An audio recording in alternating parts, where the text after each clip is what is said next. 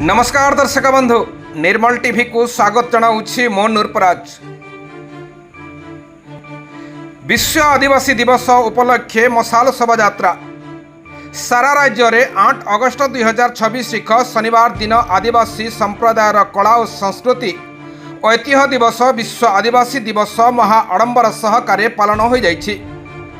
एही परिप्रेक्षी में कलाहांडी जिला नर्ला ब्लॉक अंतर्गत पलम ग्रामर आदिवासी संप्रदायर सभापति टंकधर माझी सभापतित्व में शनिवार दुर्गा मंडप छक निकट आदिवासी कल्याण भवन ठारे एही विश्व आदिवासी दिवस पालन करने सह एक मशाल यात्रा अनुष्ठित होइथिला।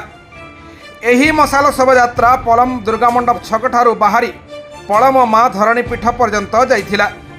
एही शोभायात्रा रे अन्यमानक मध्यरे उपसभापति हेमराज जानी, संपादक भुवनेश्वर माझी, गोकुल जानी, भास्कर माझी, सुभाष जानी, सन्यासी माझी, गोवर्धन माझी, चांदलाल माझी, मार्कंडा माझी, वेणुधर माझी, कलाकुंज माझी, थापेन्द्र माना माझी, किशोरचंद्र माझी, गुणनिधि माझी, जय धरुआ प्रमुख उपस्थित रही सहयोग करथिले। State crime bureau chief Umashankar मिश्रଙ୍କ रिपोर्ट, निर्मल टीवी।